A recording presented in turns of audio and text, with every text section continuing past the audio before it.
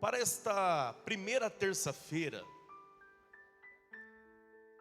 dentro deste tema, 7 terças de virada sobrenatural,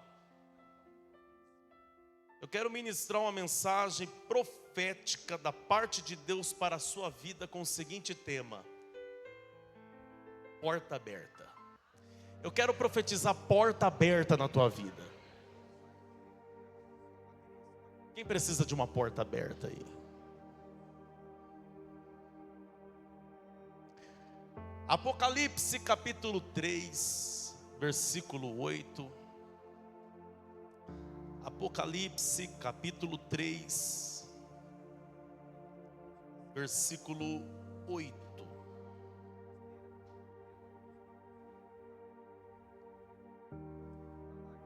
Está escrito assim: conheço as tuas obras, e eis que diante de ti pus uma porta aberta, a qual ninguém pode fechar. Porque tens pouca força, e contudo guardastes a minha palavra, e não negastes o meu nome. Eu vou repetir. Conheço as tuas obras, e eis que diante de ti pus uma porta aberta. E você diz amém. A porta aberta que Deus nos oferece, ela é símbolo de oportunidade, de acesso às bênçãos de Deus. Passar pela porta que Deus abre também é acessar a vontade de Deus. O texto que nós lemos de Apocalipse capítulo 3, a partir do verso 8, é uma carta escrita pelo apóstolo João, quando ele estava confinado, aprisionado na ilha de Patmos. Mas naquela ilha, João teve uma experiência sobrenatural com Deus. Naquela ilha, João, ele teve acesso à sala do trono. A porta do céu se abriu para João. Ele viu coisas extraordinárias, de uma beleza incomparável. E lá o Senhor Jesus Cristo, por divina revelação, através de João, falou com algumas igrejas, as igrejas da Ásia. E o capítulo 3, verso 8, é uma carta em que, por divina revelação, o Senhor Jesus, através de João, está falando com a igreja que estava em Filadélfia. É a igreja de Filadélfia. É interessante que quando o Senhor fala com esta igreja, Ele disse: eu conheço as tuas obras. Aqui fica claro que nada está escondido diante dos olhos do Eterno. Tudo está descoberto diante do Senhor. Ele está dizendo: eu conheço, eu sei, tenho visto, E eu coloco diante de vocês uma porta aberta.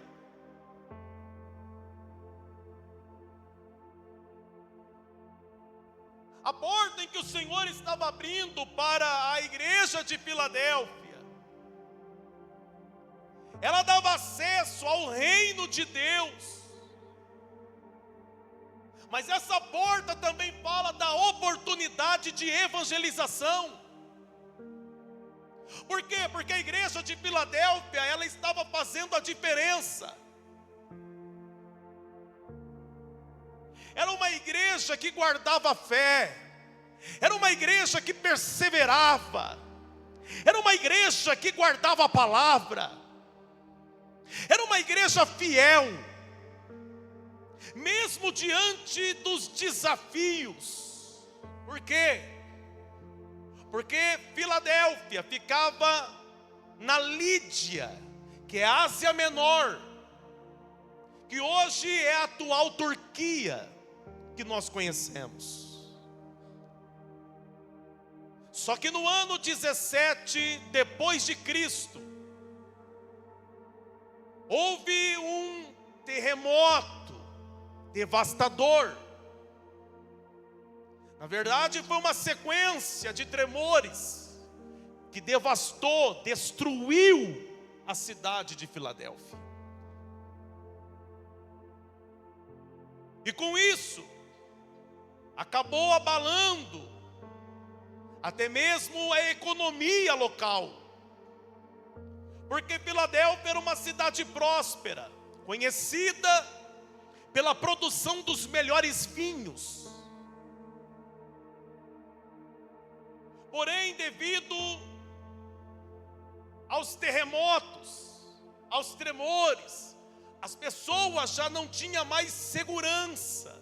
As pessoas já não conseguiam ficar mais em paz dentro da cidade. Muitos preferiam, naquele tempo, morar fora dos muros da cidade.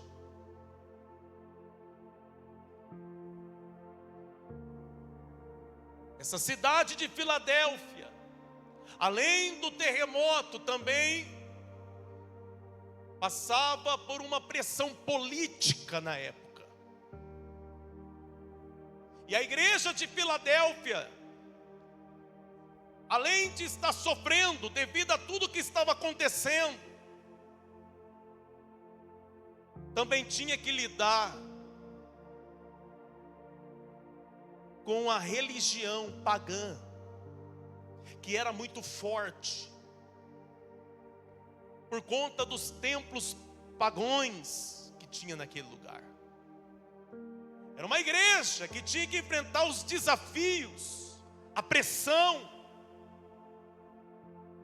Mas diante de toda a dificuldade,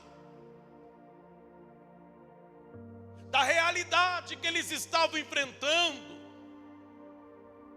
o Senhor Jesus Cristo estava exaltando a atitude, a fidelidade dessa igreja, que mesmo diante de toda dificuldade permanecia fiel, ainda guardava a palavra. Não era a cultura pagã daquele lugar que contaminava a fé daqueles cristãos do primeiro século. A cultura pagã não influenciava eles, porque eles tinham certeza na salvação em Cristo Jesus.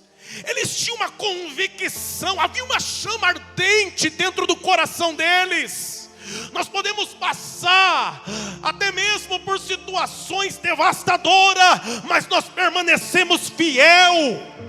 Pode vir terremoto, mas isso não abala a estrutura da nossa fé. Pode abalar as paredes de pedra do templo, pode abalar os muros da cidade, mas a nossa fé está inabalável. Eles estavam firmes. Tinha crise política, pressão política, mas a política ficava das paredes atitudes para fora, porque dentro quem governa é Cristo, quem fala é Cristo, quem é o nosso rei é Cristo. Orar, nós temos que aprender com o exemplo desta igreja, a igreja de Filadélfia.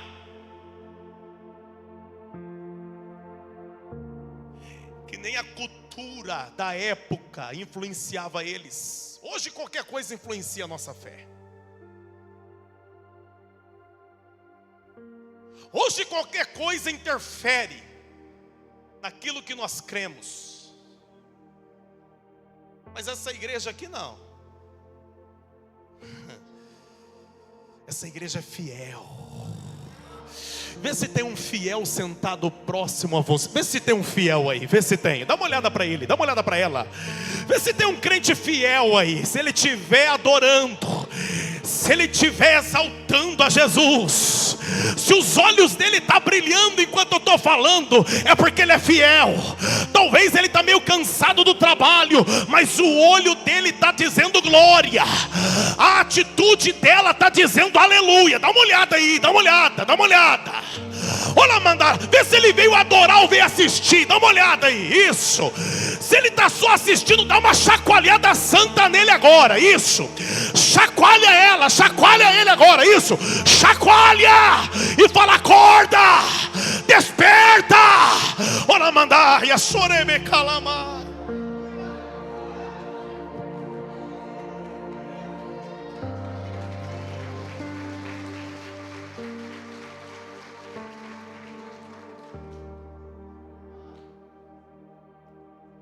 E é com base no testemunho dessa igreja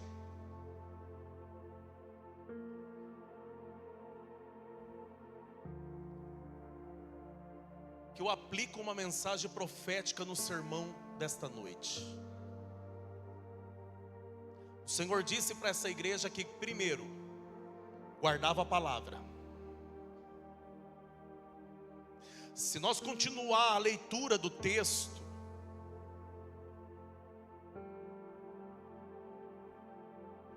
o verso de número 8 diz que eles tinham pouca força, mas guardava a palavra e não negava o nome do Senhor. Então não tem essa se tem crente forte ou crente fraco. A questão é se a palavra está guardada aí dentro. A questão é se você não nega o nome de Jesus Cristo. E aí o Senhor disse, no verso 9: veja o que eu farei com aqueles que são da sinagoga de Satanás, que se dizem judeus, mas não são, porque mentem. Eis que os farei vir e prostrar-se aos seus pés. Então saberão que eu amei. Ele está dizendo: eu vou fazer aqueles que estão mentindo a respeito de vocês se prostrar.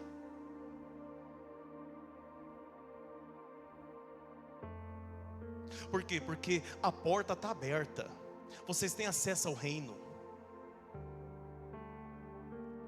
Vocês podem ter pouca força, mas quando fala no meu nome,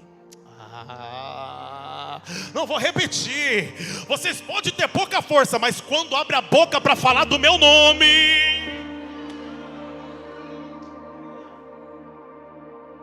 deixa eu falar uma coisa para você. Você pode se sentir o crente mais fraco aqui dentro hoje, mas se quando você fala do nome de Yeshua, do nome de Jesus, com convicção e coragem, até o inferno treme. Até o diabo estremece. Os inimigos têm que bater em retirada.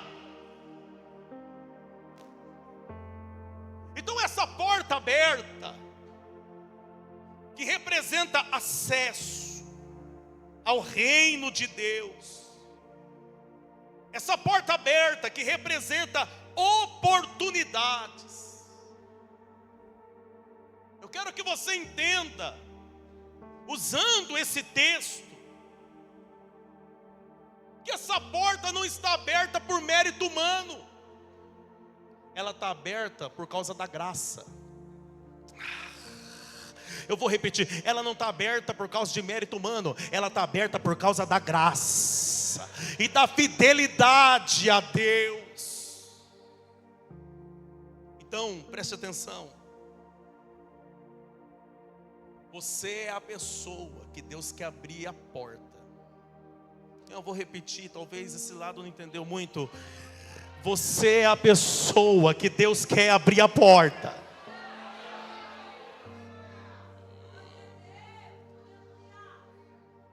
Uma porta de oportunidade, uma porta de acesso ao reino, uma porta que conduzirá você a um caminho de bênçãos, bênçãos que só Deus. E não são as circunstâncias difíceis que você passa, não são as adversidades que você enfrenta que vai impedir você de ter acesso a essa porta. Um grande exemplo é José. José, se nós pegar o Gênesis capítulo 41, José, mesmo na condição de escravo, mesmo estando em um ambiente hostil, as portas dentro do Egito se abriu. E talvez a porta que se abriu, ou a que mais se abriu para José, foi a porta da oportunidade. Por quê? Porque ele já chega traumatizado no Egito. Imagina você, seus irmãos, que deveria te amar, seus irmãos que dormem junto com você, acorda com você, toma café da manhã com você, almoça com você, esses mesmos irmãos te jogassem dentro de um buraco e te vendesse como escravo, você ficaria traumatizado, sim ou não? Imagina o José agora chegando traumatizado, até porque ele tinha 17 anos de idade. Imagina ele chegando traumatizado lá no Egito. Aí ele é levado para um mercado de escravos. Primeiro, escravo no mercado de escravo não podia usar roupa, tinha que ficar nu. Como que aqueles homens iam comprar mercadoria sem analisar?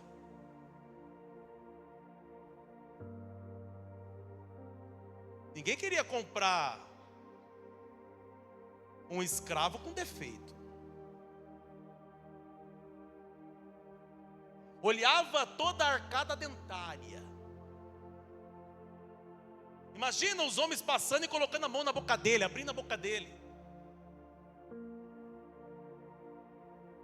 Mas dentro dele, ele sabe de quem que ele é filho. Eu posso estar em um mercado escravo, num ambiente hostil, ninguém me conhece, me trata de qualquer jeito, mas eu sei de quem eu sou filho. Eu sou filho de Jacó, eu sou filho de Jacó. Deixa eu te falar uma coisa. Quando você tem certeza da sua identidade em Deus, não importa o ambiente, não importa como estão tratando você, se você sabe de quem você é filho,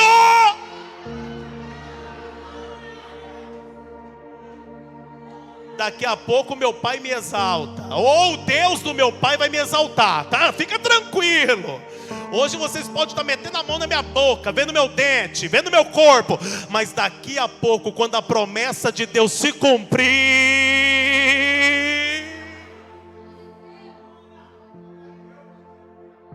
aí o que Deus fez? Deus fez naquele dia Um homem importante, um oficial, Potifar. E no mercado, ele estava precisando de um escravo. O Potifar chegou lá no mercado, pastora Renata. Começou a analisar os escravos. De repente chegou diante de quem? José. Ele olhou, não tem defeito. É você mesmo, vamos embora. Ele poderia ter sido comprado por qualquer outra pessoa.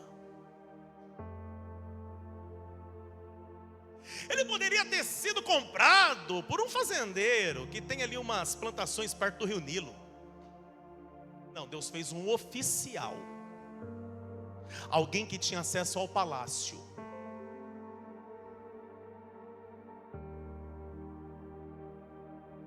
Você está preparado para Deus colocar pessoas no seu caminho? E essas pessoas que Deus vai colocar no teu caminho, mesmo no tempo da humilhação, mesmo no tempo da dor, serão pessoas que vai ligar você ao seu destino. Você está preparado para isso? Eu estou liberando isso na sua vida hoje. Deus vai colocar pessoas no seu caminho que vai ligar você a um destino profético que Ele preparou para você.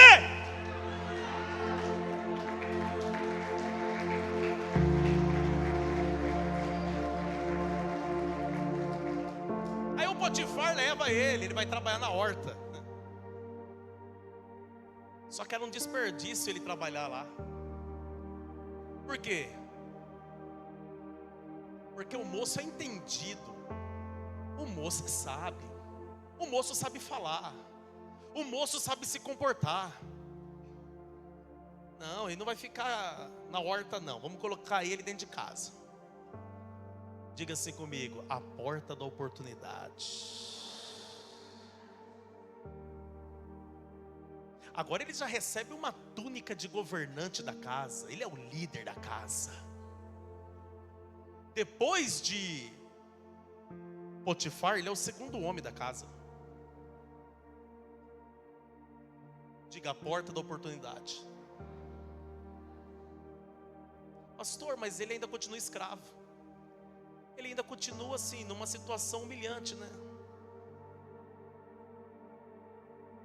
Mas mesmo em situações humilhantes, Deus abre portas de oportunidade. É que às vezes você está tão focado na humilhação que você não está vendo as portas que Deus está abrindo. Olha para essa pessoa e diga assim para ele, diga para ela assim, fala assim, ó, fica ligado. Diga, presta atenção. Fala assim, não é porque você está sendo humilhado que Deus não está trabalhando. Ele está trabalhando. O céu está mandando eu dizer para alguém aqui, não é porque você está passando por uma estação de dor, de humilhação, que Deus não está trabalhando. Ele está trabalhando. A porta abriu. Ele é governante.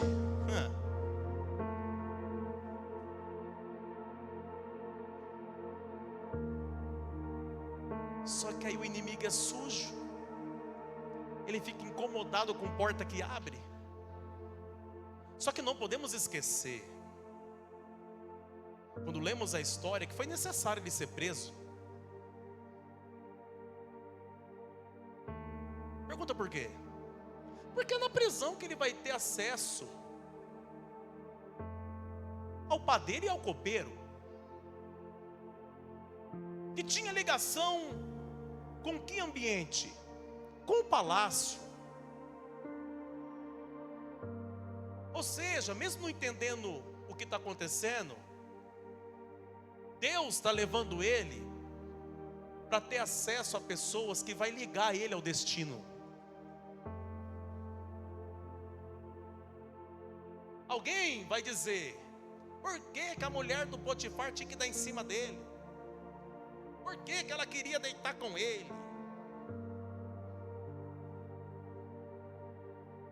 A gente tem que entender que Deus, quando Ele está trabalhando, Ele não usa só as coisas favoráveis e positivas. Deus também trabalha com aquilo que é negativo no primeiro momento. Deus também usa alguns fracassos da nossa vida.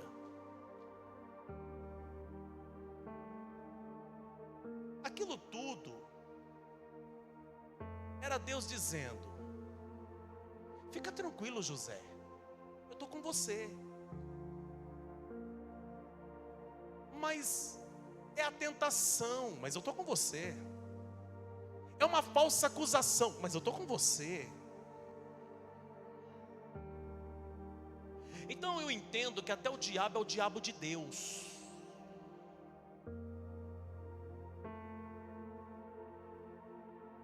Ou você acha que o diabo tem mais poder do que o eterno?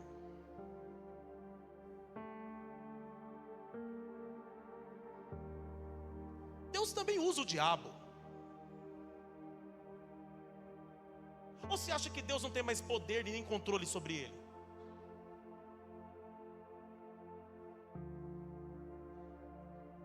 O diabo arma a situação, mas Deus transforma aquilo em bênção. Aí agora ele está lá dentro da cadeia. Aí Deus vai abrir a outra porta. É uma porta de liderança. É uma grande oportunidade. Ele se torna chefe de carceragem. É ele que tem a chave.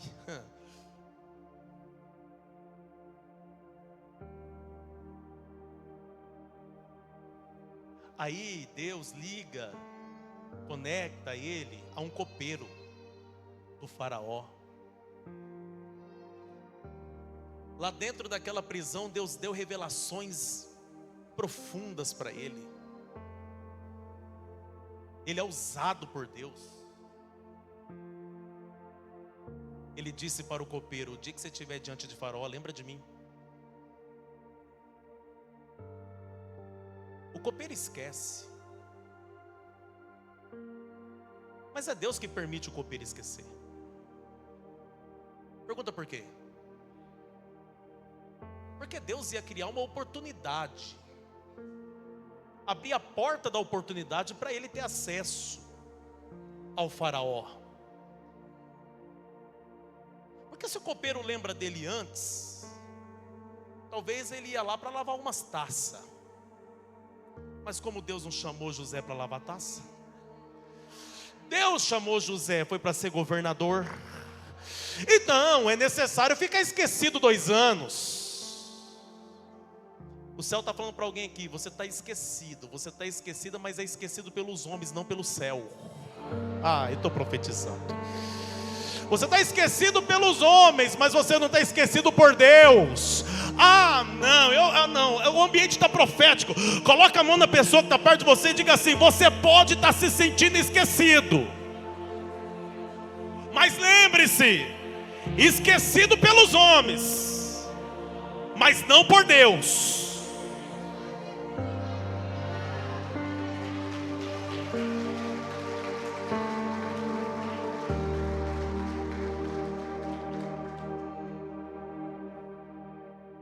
O José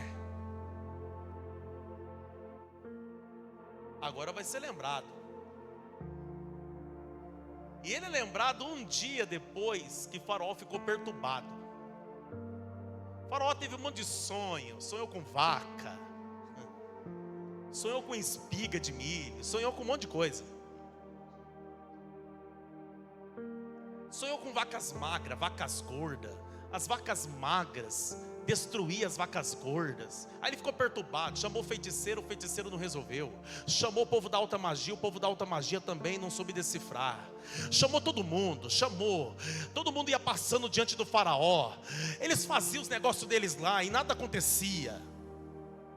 Aí quando o faraó começou a perder a paciência, o copeiro servindo a taça dele: faraó, me permite a palavra? Não fique irado comigo não me joga lá na cadeia de novo não. Mas eu conheço alguém. A porta abrindo. Por quê? Porque o José, ele é fiel. O José é alguém que guarda os mandamentos do pai dele no coração dele. É esses que Deus lembra.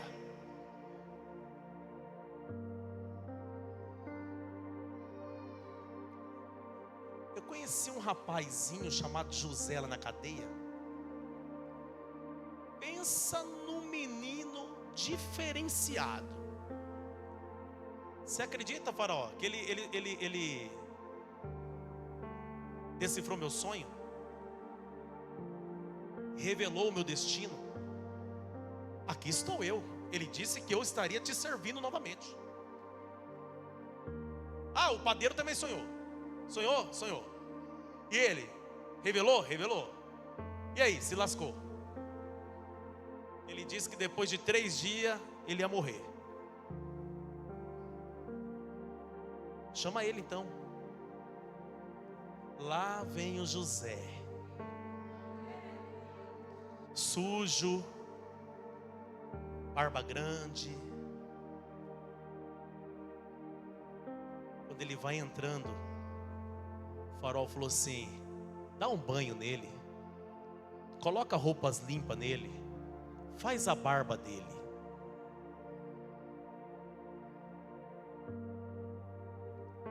O Faraó fala o sonho. Aí ele disse: Faraó, é o seguinte, 7 vacas gordas, 7 vacas magras representa 7 anos. 7 anos de fartura, vai ter alimento em abundância, mas vai vir 7 anos de fome, de escassez. Meu conselho: economiza nos 7 anos da fartura, administre bem a economia desse país. Não é porque é tempo de vacas gordas que vai sair gastando, indo para Dubai. Não. Economiza. Por quê? Porque vai vir 7 anos terríveis aí. Tá bom, Faraó, agora eu preciso ir lá cuidar dos meus presos lá. O Faraó falou assim: não. Aonde eu vou encontrar alguém que tem um espírito de excelência como você? A porta se abre. Ele é nomeado governador.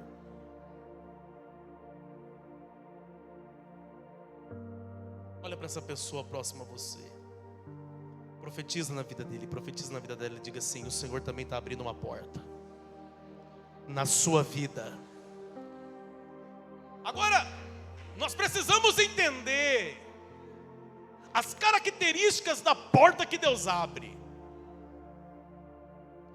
Apocalipse 3:8, se nós voltar no texto, a primeira característica da porta que Deus abre é: Deus abriu, ninguém pode fechar. Porque porta que é Deus que abre, homem nenhum pode fechar.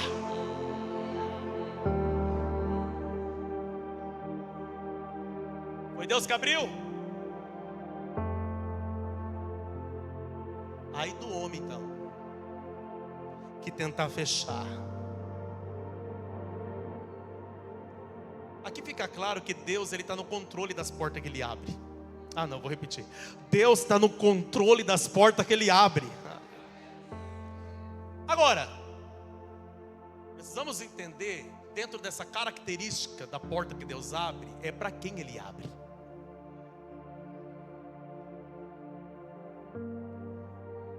Para quem que Ele abre? Será que o Eterno abre a porta para qualquer um?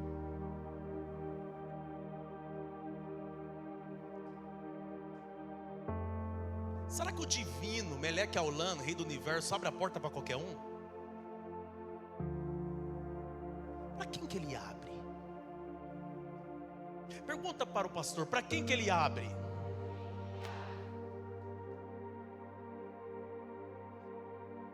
Para quem guarda a palavra.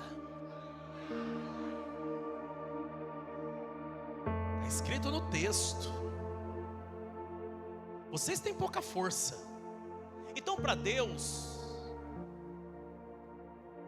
para Ele abrir a porta, Ele não está olhando para ver se você é forte.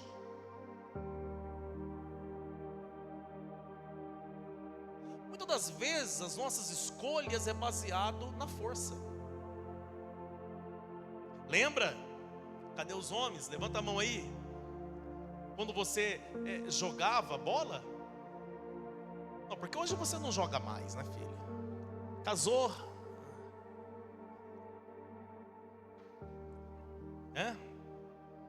Porque, pastor, é um mandamento, não da Bíblia. É uma das mulheres aí, tem umas mães aí que é só o sangue de Jesus. Mas assim, vamos, olha para cá. E também, né, filho? Assim, não tem fôlego, né? Fôlego. Tá vendo como que a sua mulher pensa em você? Ela não quer que você perde o fôlego. Quando ela fala, não vai no futebol, ela está dizendo assim, com outras palavras mais amorosas, economiza o fôlego. À noite. Olha para cá, presta atenção. Lembra quando a gente ia escolher o time? Quem lembra disso aí? Levanta a mão, levanta a mão. Você escolhia os fracos? Você escolhia os mais ou menos? Se eu tivesse que escolher, no meu time, com certeza estaria o pastor Alcides. No meu time estaria o pastor Johnny, o Thales. O Thales está aí? Olha lá. Pensa nos guri, cara. Que você não precisa fazer nada. Você só fica parado e faz assim.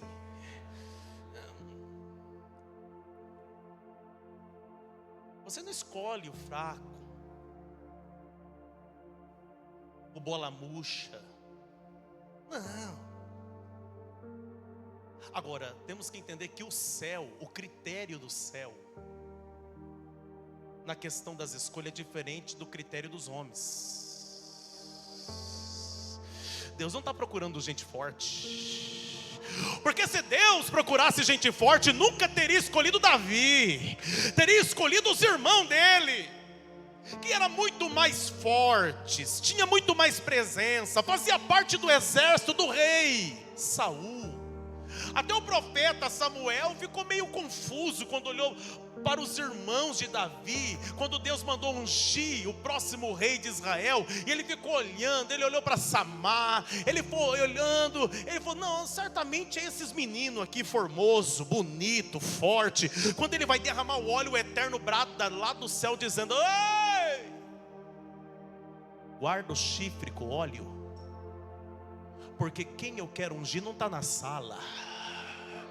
Quem eu quero ungir está lá no campo. É o menor, é o mais pequeno, é o diferente. Espera o menor chegar.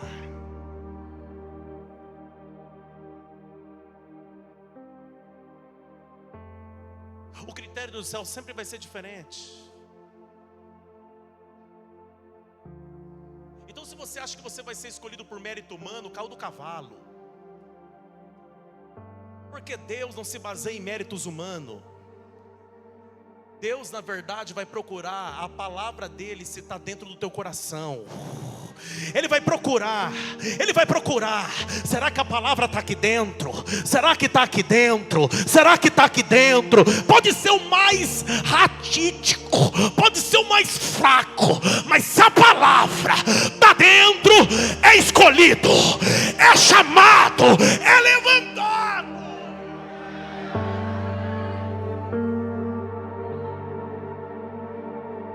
O próprio Davi disse no Salmo 119, guardei a tua palavra no meu coração, para não pecar contra ti.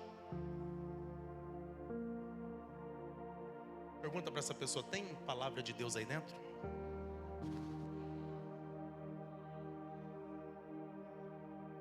Sabe o que Yeshua disse para os discípulos? Pergunte o quê? O reino de Deus está dentro de vocês. Segura. Então não adianta procurar aqui ou acolá. O reino está dentro. Aí a gente lê esse texto e acha que o reino de Deus está dentro de todo mundo. Não. O próprio Yeshua também disse, se vocês estiverem em mim e as minhas palavras estiverem dentro de vós, Só tem reino de Deus dentro quem tem as palavras de Yeshua dentro. Se as palavras de Jesus estiver dentro de você, o reino de Deus se move em você. O reino de Deus se move dentro de você.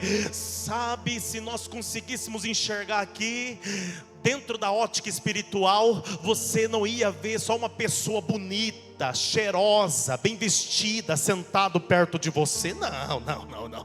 Você não ia ver só essa pessoa elegante. Olha, tem umas senhoras elegantes aqui hoje. Não, você não ia ver só essa pessoa elegante. Não. Se você visse dentro da ótica espiritual, talvez você ia até se assustar, porque você ia ver que você está sentado do lado de uma faísca, de uma chama. Você ia ver que você está sentado do lado de um fogo que está queimando. Por quê? Porque quem tem reino de Deus dentro, há uma chama do Espírito que não apaga. Há uma chama do Espírito que não apaga. Vê se tem chama do Espírito aí perto, vê se tem chama do Espírito aí perto, vê. Ou se já morreu faz tempo espiritualmente. Dá uma olhada aí, dá uma olhada. Vê se tem fogo aí, vê se tem fogo. Se eu fosse você, fogo é uma coisa que pega. Começa a tocar na pessoa, começa a tocar e diga assim: tem fogo aí, porque se tem fogo do Espírito, o reino de Deus está se movendo.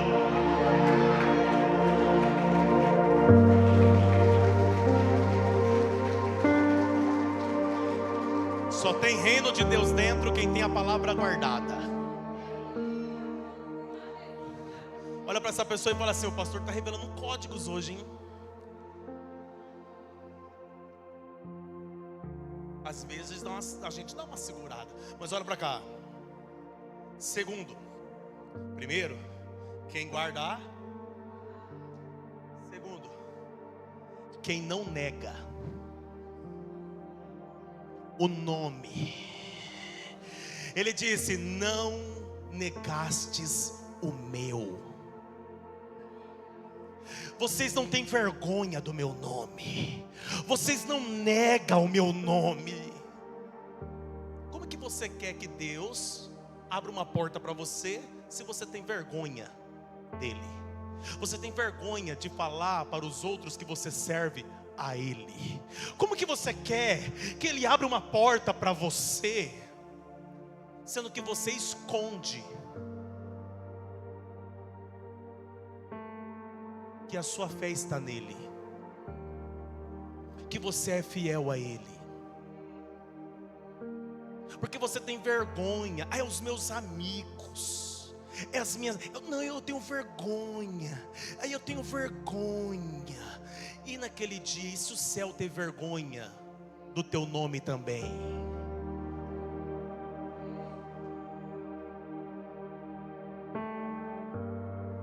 Você sabia que enquanto alguns estão com medo e com vergonha de falar do nome dele, neste exato momento, em alguns países, tem pessoas morrendo por causa do nome dele?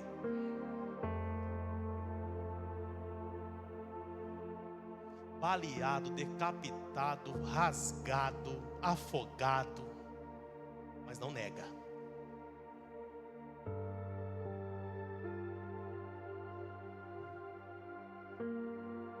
Então aqui vai um conselho profético.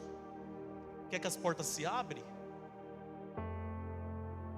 na tua vida profissional? Guarda a palavra e não nega o nome de Jesus. Quer que as portas se abrem no teu casamento? Guarda a palavra e não nega o nome de Jesus. Quer que as portas se abrem no meio da tua família? Guarda a palavra e não nega o nome dele.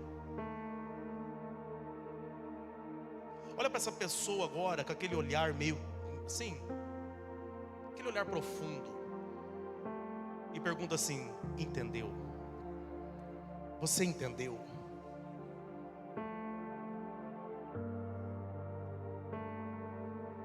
Já percebeu que tem alguns que negam o nome de Jesus diante das pressões da vida, diante das dificuldades que passa?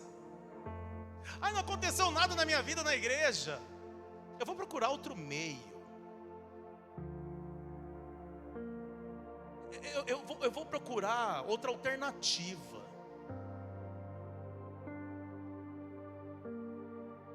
dizer que agora Deus, Ele tem tempo para agir e é dentro do seu tempo?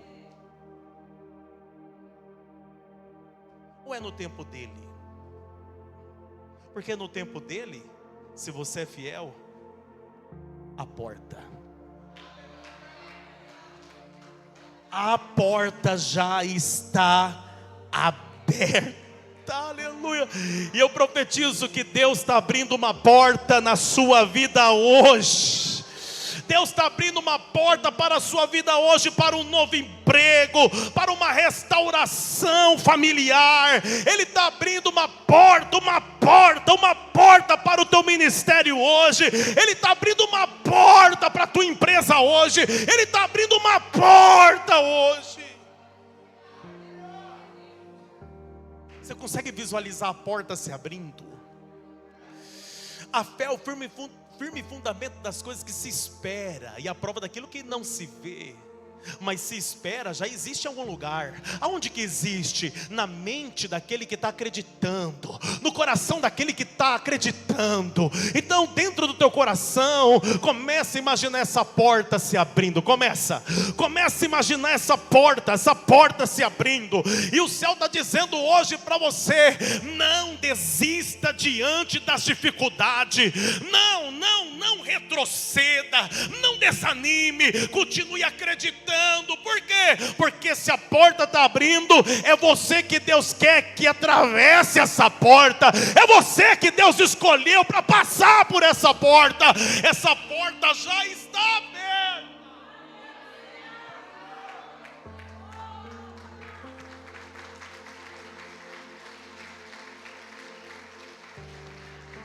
E uma vez que é Deus que abre a porta, o homem pode se levantar,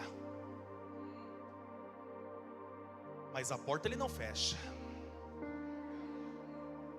Foi Deus que falou para você abrir aquela empresa? Você está preocupado com a concorrência por quê? Não foi Ele que mandou?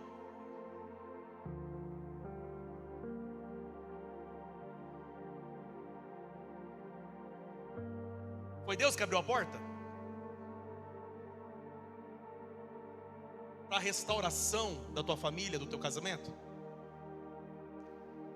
Você está preocupado com esse povo que fala mal da tua casa, ataca teu casamento? Você está preocupado com eles por quê?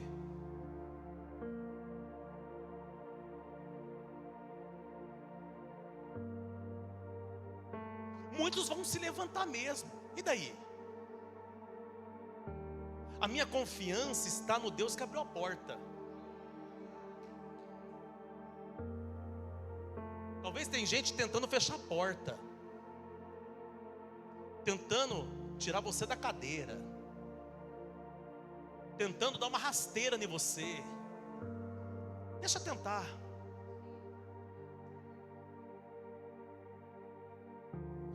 O inferno também vai se levantar. Os capeta também vai se levantar.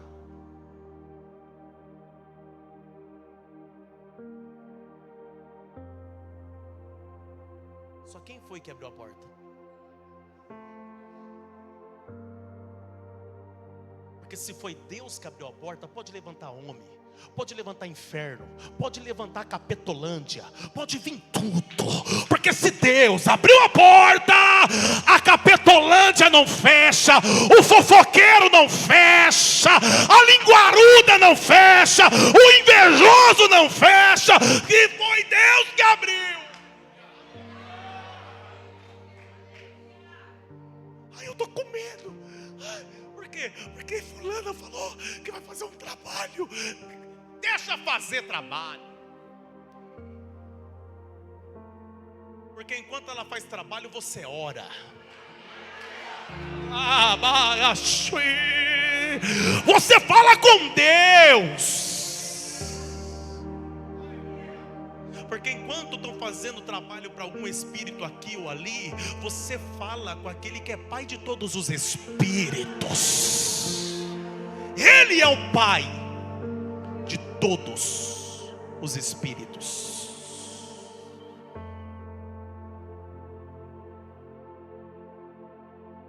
Você recebe essa palavra hoje? você se enche dessa palavra hoje? Fica de pé comigo. Meu Deus, avancei no horário. 8h33 da noite. Será que dá tempo de orar?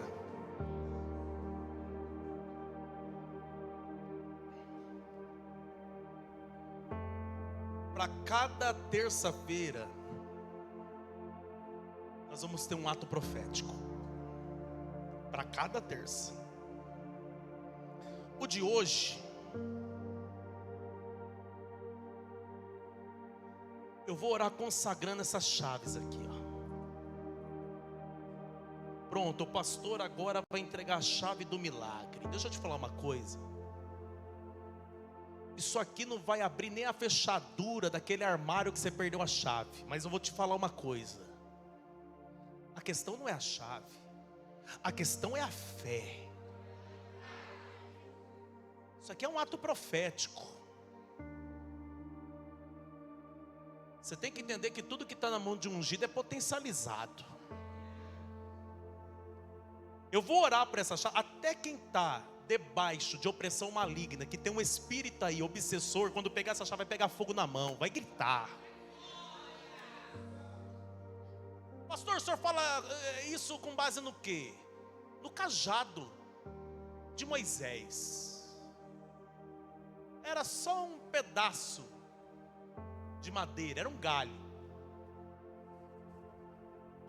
Mas quando Deus fala com Moisés e diz, joga no chão, vira serpente.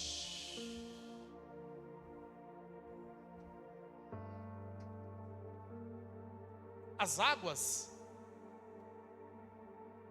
estéril, as águas que estavam prejudicando aquele povo de Jericó,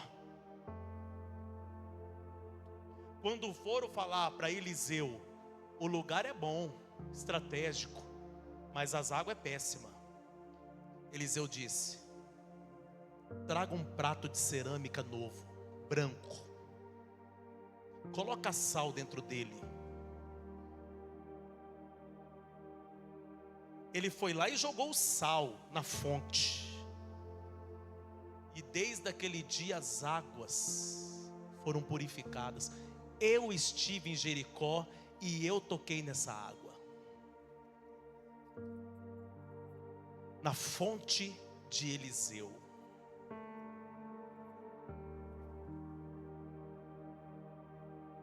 Aí alguém vai falar assim, não sei por que precisa disso ou daquilo. Vamos perguntar para Eliseu, para que um prato branco com sal? Vamos perguntar, né, para Moisés, para que um cajado para tocar na água? Vamos falar com... Quem está entendendo isso aqui? Então entenda que isso aqui é ato profético, amém? Ato profético. Eu vou orar aqui agora. Quero chamar meus pastores aqui na frente. Vocês vão receber uma chave. E eu quero que você coloque essa chave depois naquilo que representa a área que tem que se abrir. Qual é a área que tem que se abrir?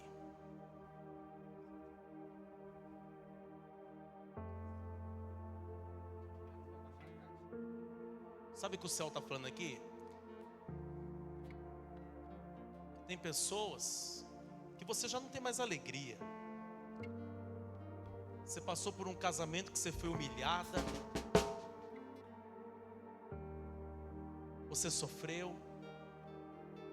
Foi tratada como lixo.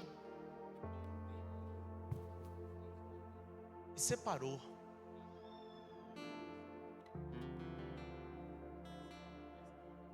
Sabe aquele documento lá da separação? Você vai colocar essa chave naquele documento. Pastor, mas eu não quero voltar para o meu agós. Não, não é para ele que você vai voltar. Você vai declarar um tempo novo. Uma porta matrimonial. Quem está entendendo isso aqui?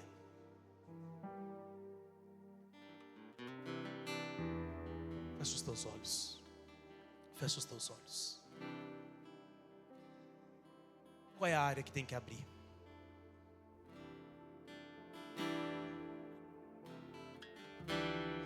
eterno nosso Deus, Rei do universo, é no nome santo e sagrado de seu Filho Yeshua, de Jesus, que nesta primeira terça da campanha, 7 terças, 7 terças de virada sobrenatural, é nessa primeira terça-feira, Pai, que eu consagro, meu Deus, estas chaves, Pai. Eu consagro, meu Deus, neste altar estas chaves, Pai. Meu Deus, e quando essa pessoa receber essa chave, Pai, que junto com essa chave, ele possa, meu Pai, receber uma unção. Ela possa receber uma unção que vai abrir, Senhor, a porta. Uma unção, meu Deus, que vai dar acesso, Pai. Ó Deus, em nome de Jesus, em nome de Jesus eu consagro, meu Pai.